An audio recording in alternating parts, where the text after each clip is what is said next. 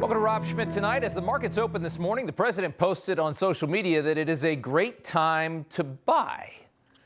And then the White House, right after that, announced a 90-day pause and a substantially lower reciprocal tariff of only 10% as negotiations began with about 75 countries who they say responded without retaliation to this new tariff deal they're moving towards.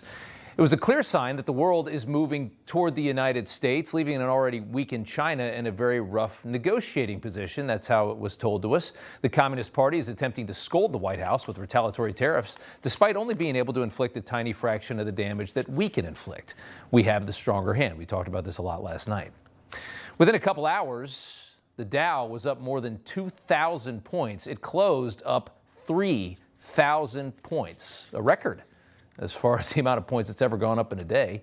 Money pouring back in as confidence appeared to shoot through the roof.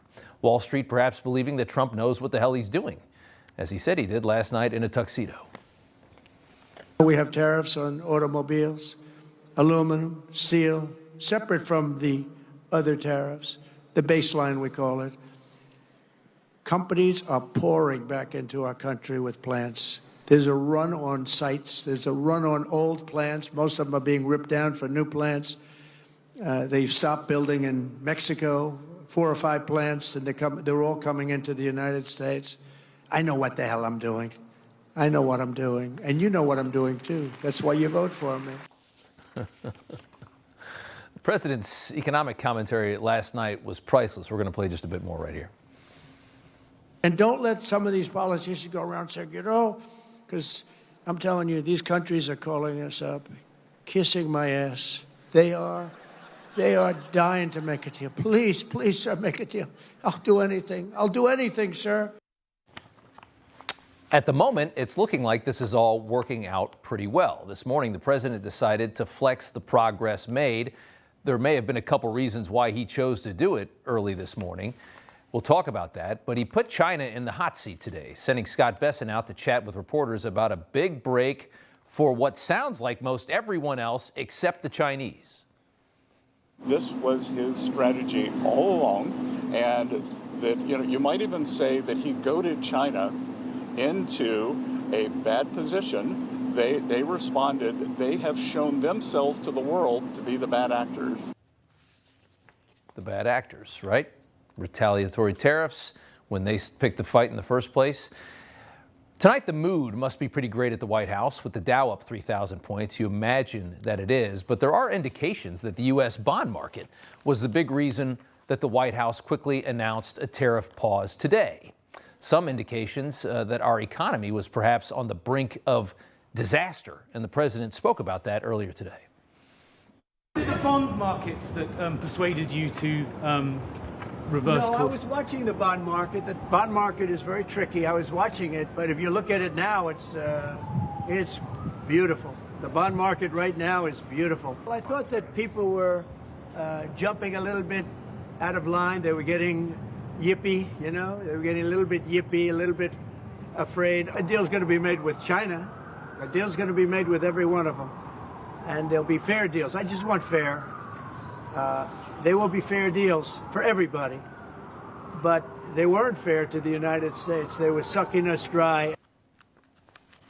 So bonds are a more stable investment, right? Typically when stocks seem risky, the bond market gets hot. Bond yields then decrease based on a lot more people want those bonds. So the yield, the amount of money you get for buying them, goes down. It appears in recent days as both U.S. and international investors sold stock away, the markets went down, that money was not moving into bonds. In fact, the bonds were being dumped as well, which created a lot of panic. This is being broadcast as a huge gotcha on Trump from the left right now. They're saying he didn't really win. They're all screaming that Trump flinched, and that's what happened this morning, that he had to do this. He had to stop the tariff war because of the bond markets. Well, that might be the case, but it still could be a win. At the end of the day, what's happening right now? They've got China somewhat isolated. They do have a lot of countries that have come to them looking to cut a deal. We're going to dive into all that here in just a few minutes with a couple of experts. But in the meantime, China is now in the crosshairs. And that's not a bad thing. Some would say that's exactly where they should be. Kevin O'Leary on CNN last night encouraging the president to blast the thieving Chinese communists right out of the water. Take a listen. 104% tariffs on China are not enough. I'm advocating 400%. I do business in China. They don't play by the rules. They've been in the WTO for decades. They have never abided by any of the rules. They take product, technology, they steal it, they manufacture it, and sell it back here. Xi can only stay the supreme leader if people are employed. If we wipe out any business there, because we are still 39% of all consumables on Earth and 25% of the world's GDP, America is the #1 economy on Earth with all the cards. We will not have that forever. It's time to squeeze Chinese heads into the wall now. So there you have it. Interestingly enough, these are all ideas going after China, tariffs, making fair deals. These are all ideas that congressional Democrats all loved maybe 10 or 15 years ago. But tonight they're being implemented by a man that they hate. So, of course, these same people are all screaming. Here's Chuck Schumer. So, look, you can't undo the damage. The Trump slump is upon us now. And whatever he will try to do in the future does not undo the damage. Does not undo the damage. I think Schumer said that when the market was up about 2,800 points today. The president responding to his critics last night. The shrill voices that you're hearing this week about tariffs are the same scoundrels and frauds who never thought twice about when the United States lost 90,000 factories and plants. You know, everybody's reporting the same stories, the same spin. You turn the channel, it's always the same. But not us. We're different.